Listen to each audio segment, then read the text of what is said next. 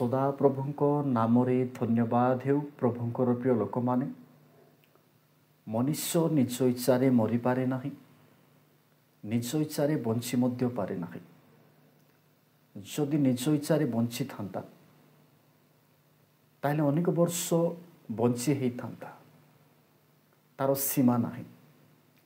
जदि मनुष्य निज इच्छा मरी था ताहले मु वर्तमान मरुअछि बोली से मरी जाई था।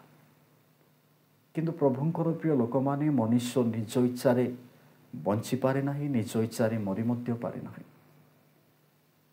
आमे माने जदि ईश्वरंकर पवित्र बाइबल रे जदि देखिबा ताहले लेखा जाए परमेश्वर जेतेबेले मनुष्य उपरे आपण मन देबे मनुष्यर प्राणवायु से संग्रह करि नेबे।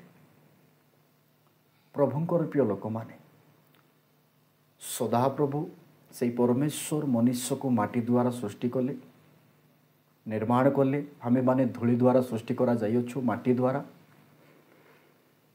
एवं जेते घसिले मध्य माटी ही बाहरे, मैला ही बाहरे। प्रभुंकर प्रिय लोक माने आमे माने मातारू पेटरू उल्लंघन ही आसीथिलु, उल्लंघन ही फेरी जिबा। प्रभुंकर प्रिय लोक माने सदा प्रभु देई अछंती।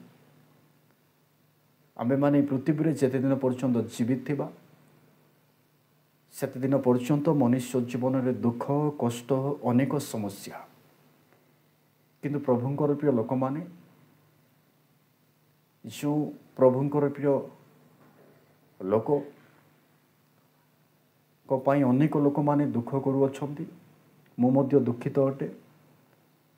किंतु प्रभुंकर प्रिय लोक माने समय आसीबो आमे माने मध्य दिने समस्त लोक मृत्युवरण करिबा। प्रभु कहि अछंती आमे समस्त लोक उठिबा। किंतु प्रभुंकर प्रिय लोक माने प्रभुंकर प्रिय जो दास पाए आपण माने रोदन करू अछंती, दुख करू अछंती, सेति पय आपण माने दुख करंतु नाही। प्रभुंकर प्रिय लोक माने आमे जेते कांदिले मध्य जेते दुख कले मध्य से फेरी आसीबो नाही। दिन समय आसीबो आमे माने समस्त लोक ता पाखकु चली जिबा, किंतु से आसी पारिबो नाही।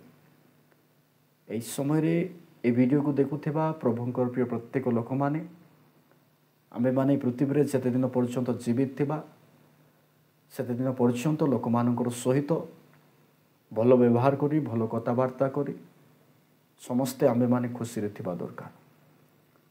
एवं प्रभुंकर प्रिय लोक माने आ गोटे विषय कहिबा पई चाहे,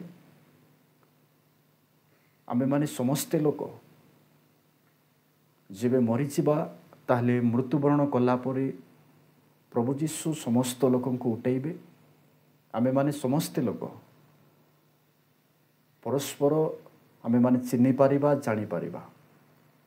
प्रभुंकर प्रिय लोक माने ए विषय रे बहुत किछि कहिबा पई चाहे नाही। मु मध्य दुखित अटे।